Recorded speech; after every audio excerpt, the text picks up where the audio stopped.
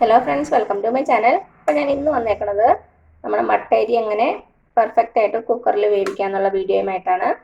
വളരെ എളുപ്പത്തിൽ നമുക്ക് കുക്കറിൽ നമ്മുടെ മട്ട അരി വേവിക്കാൻ പറ്റും. ചോറൊന്നും കട്ട പിടിക്കാതെ വളരെ എളുപ്പത്തിൽ നമുക്ക് നമ്മുടെ ചോറ് കുക്കറിൽ തന്നെ തയ്യാറാക്കാൻ പറ്റും. അപ്പോൾ നമുക്ക് നമ്മുടെ മട്ട അരി എങ്ങനെ കുക്കറിൽ നല്ല പെർഫെക്റ്റ് ആയിട്ട് വേവിക്കാമെന്ന് നോക്കാം. അതിന് വേണ്ടിയിട്ട് ഞാനിവിടെ 2 കപ്പ് അരിയാണ് എടുത്തേക്കണത്. ഇതിന് നമുക്ക് നന്നായിട്ടൊന്ന് കഴുകിയെടുക്കാം.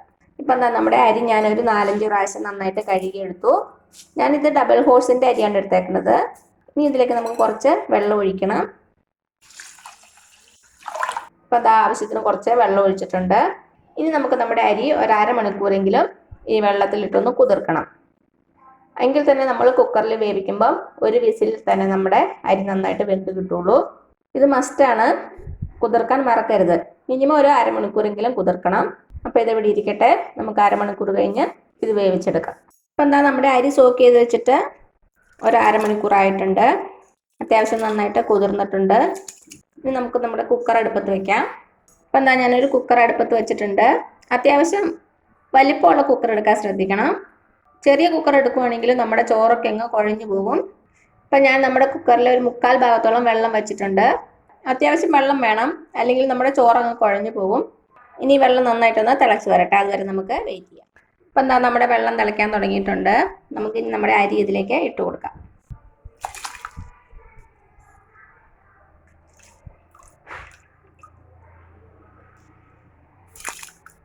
അപ്പം എന്താ നമ്മുടെ അരിയെല്ലാം കുക്കറിലേക്ക് ഇട്ട് കൊടുത്തു. ഇനി നമുക്ക് അടച്ചു വെച്ച് കൊടുക്കാം. നമുക്ക് വെയിറ്റ് ഇട്ട് കൊടുക്കാം. ഇനി തീ ഒരു മീഡിയം ഫ്ലെയിമിൽ വെക്കുക. മീഡിയം ഫ്ലെയിമിൽ വെച്ച് ഒരു വിസില്. ഹൈ ഫ്ലെയിമിൽ വെച്ച് പെട്ടെന്ന് വിസിലായാലും നമ്മുടെ അരി വേവുകയില്ല. അത് കാരണം മീഡിയം ഫ്ലെയിമിൽ വെക്കാൻ മറക്കരുത്. ഒരു വിസിലടിക്കുമ്പോൾ നമുക്ക് തീ ഓഫ് ചെയ്യാം. അപ്പോഴേക്കും നമ്മുടെ ചോറൊക്കെ നന്നായിട്ട് വെന്തിട്ടുണ്ടാകും. അപ്പോൾ ഇതെവിടെ ഇരുന്ന് വേവട്ടെ, അതുവരെ നമുക്ക് വെയിറ്റ് ചെയ്യാം. ഇതാ നമ്മുടെ കുക്കറിൽ നിന്ന് ഒരു വിസിൽ വന്നു. ഞാൻ തീ ഓഫ് ചെയ്തു. ഇനി 2 മിനിറ്റ് ഇങ്ങനെ ഇരിക്കട്ടെ, എന്നിട്ട് നമുക്ക് ഇത് ഓപ്പൺ ചെയ്യാം. അപ്പോൾ എന്താ 2 മിനിറ്റ് കഴിഞ്ഞിട്ടുണ്ട്. ഇനി നമുക്ക് നമ്മുടെ കുക്കർ ഓപ്പൺ ചെയ്യാം. ഓപ്പൺ ചെയ്യാൻ വേണ്ടിയിട്ട് ഒരു പൈപ്പിൻ്റെ താഴെ നമ്മുടെ കുക്കർ വെക്കുക. എന്നിട്ട് കുറച്ച് വെള്ളം ഒന്ന് തുറന്നു വിടാം.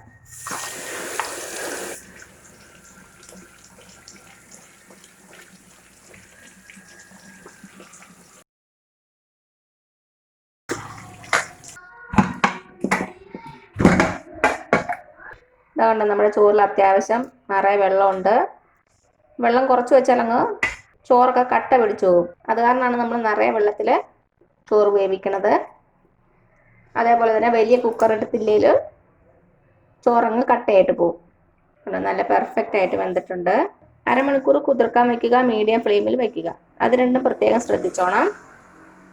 അങ്ങനെയാണെങ്കിൽ നമുക്ക് നല്ല പെർഫെക്റ്റ് ആയിട്ട് തന്നെ നമ്മുടെ ചോറ് കുക്കറിൽ വെക്കാൻ പറ്റും. ചില അരിക്ക് കൂടുതൽ വേവുണ്ടാവും, അപ്പോൾ അതിനനുസരിച്ച് വിസിൽ വയ്ക്കുക. 2-3 വിസിൽ വയ്ക്കുക. അപ്പം ഞാനിപ്പോൾ പതിവായിട്ട് ഉണ്ടാക്കുന്നത് ഈ ഒരു മെത്തേഡിലാണ്. ഒരു വിസിൽ, മീഡിയം ഫ്ലെയിമിൽ ഒരു വിസിൽ. ഇനി ഇതിൻ്റെ വെള്ളം നമുക്ക് ഊറ്റിയെടുക്കാം. ഞാനിപ്പോൾ ഒരു സ്ട്രെയിനറിലേക്ക് നമ്മുടെ ചോറ് ഇട്ട് കൊടുക്കുവാണ്. അപ്പോൾ എന്താ ഞാനൊരു സ്ട്രെയിനർ എടുത്തിട്ടുണ്ട്. നമുക്ക് അതിലേക്ക് നമ്മുടെ ചോറിട്ട് കൊടുക്കാം.